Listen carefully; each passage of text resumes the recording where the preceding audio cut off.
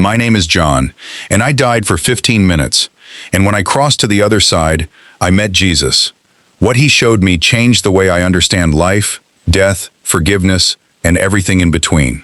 I want to share it with you today, exactly as it happened, exactly as I remember it, because I believe with everything in me that I was allowed to come back so I could stand right here and tell you this story. I'm 63 years old. I've been a farmer my whole life. Corn, soybeans, a little bit of cattle when the prices made sense. My daddy farmed that land before me, and his daddy before him. I tell you that not because it matters to the story, but because I want you to understand who I was before all this happened. I was not a man who believed in visions. I was not a man who cried during sermons. I was a practical man. If you couldn't touch it, weigh it, or sell it, I didn't have much use for it. That's the man who climbed onto his tractor on a Tuesday morning in October, and it's not the man who climbed down off it 15 minutes later. Though at the time, nobody knew 15 minutes was exactly how long I'd be gone.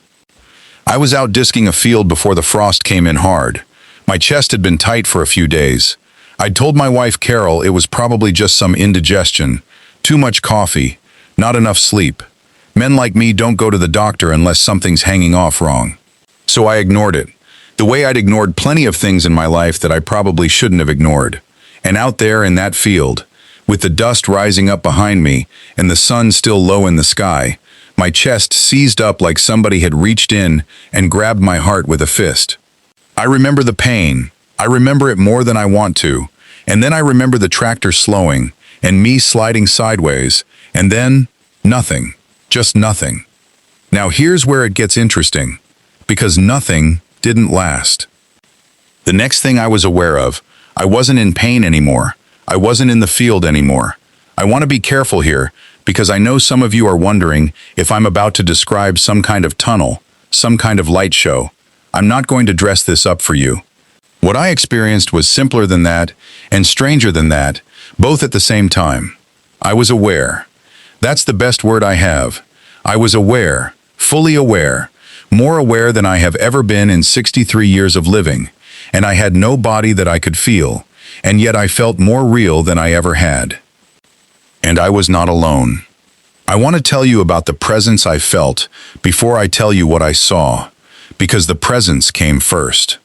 There was a warmth, not a temperature. I don't mean it was warm like a summer day. I mean there was something in the atmosphere, if you can call it that felt like being known completely and loved completely at the exact same moment, which is something I had never once felt in my whole life on this earth. Because here on earth, the more somebody knows you, the more reasons they usually find not to love you. That's just how people are. We hide our worst parts because we're afraid that if people really saw them, they'd walk away. But this was the opposite. I felt like every single thing about me was visible, laid completely bare, and none of it caused the love to waver even a fraction of an inch. And then I saw him. I'm not going to try to describe his face to you in a lot of detail, because honestly, my words aren't big enough for it, and I don't want to cheapen it by fumbling around trying. I'll tell you this much, I knew immediately who he was. Nobody had to tell me. There was no confusion, no wondering, no, who could this be? The second I was in his presence, I knew. The way you know the sun is the sun without somebody explaining it to you. It was Jesus. And when I say I felt love from him, understand that I am a man who has been loved in my life. By my wife of 40 years, by my children, by my own mother before she passed. And none of it prepared me for what it felt like to stand in front of him. He didn't scold me. I want to say that clearly, because I think a lot of us walk around expecting that if we ever do meet Jesus face to face, the first thing that's going to happen is a list. A list of everything we did wrong. That's not what happened to me. There was no list. There was just this feeling that he had been waiting for me. Not with judgment, but the way you wait on a porch for somebody you love to come up the driveway. He said my name. Just that, John.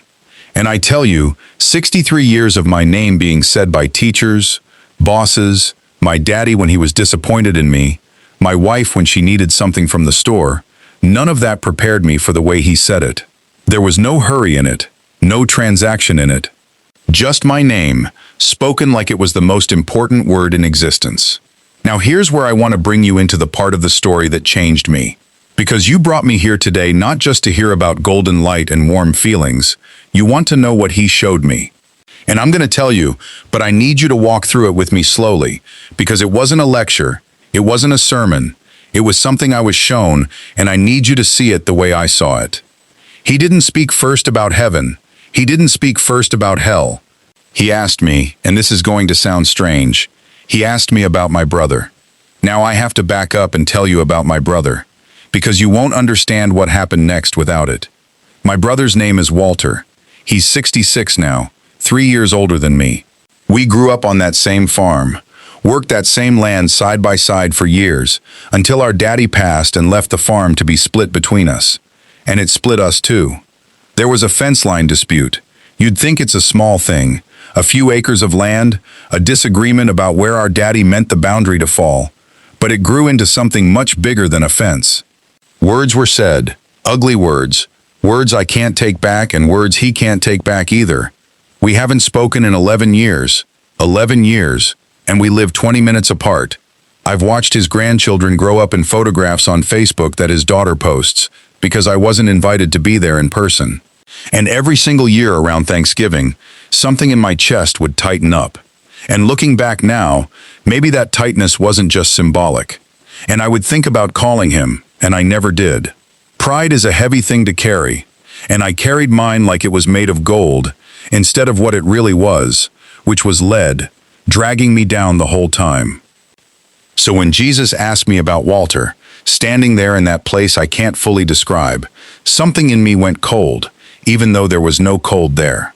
Because I knew exactly what this was about. He didn't ask me to defend myself. He didn't ask me who was right about the fence line, and let me tell you, in 11 years of stewing on that argument, a part of me had been rehearsing my defense the whole time, waiting for somebody, anybody, to finally ask me to make my case. But Jesus didn't want my case. He wanted to show me something instead. And this is the part, church, that I need you to really hear. He showed me a room. I don't know how else to describe what happened next, except to say that suddenly I was seeing something, the way you see something in a dream, except it was clearer than anything I've ever seen awake. And in that vision, I saw an old man. I didn't recognize him at first, and then I did. It was Walter, but much older than he is now, an old man near the end of his life. And I watched him lying in a bed, alone, and I felt, this is the part that undid me, I felt what he was feeling. Jesus let me feel it, and what Walter was feeling, in that vision, was regret.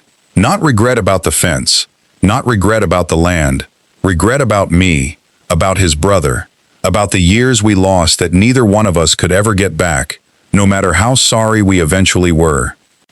And Jesus said to me, and I remember these words exactly, I will remember them until the day I actually do go home for good. He said, every grudge is a door you keep shut on both sides. I didn't understand that at first. I asked him, well, I don't know if asked is the right word, because I'm not sure I used words at all, but somehow I communicated my confusion to him, and he showed me more. He showed me what a grudge actually does to a soul, John. I mean that in the plainest way I can say it. A grudge is not just an emotion you carry around like a heavy coat you can take off at the end of the day. A grudge is a door. When you hold one, you shut a door. And here's the part that shook me. You don't just shut the door on the person you're angry at. You shut it on yourself too. Because the same door that keeps them out of the parts of your heart where forgiveness lives, that same door also keeps something out of you. It keeps out peace.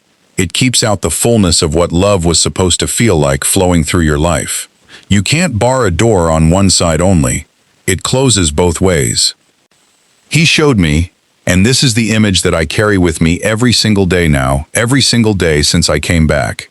He showed me souls, not bodies, not people the way we see them here on earth, but souls, as they were when they left this world holding on to grudges they never let go of.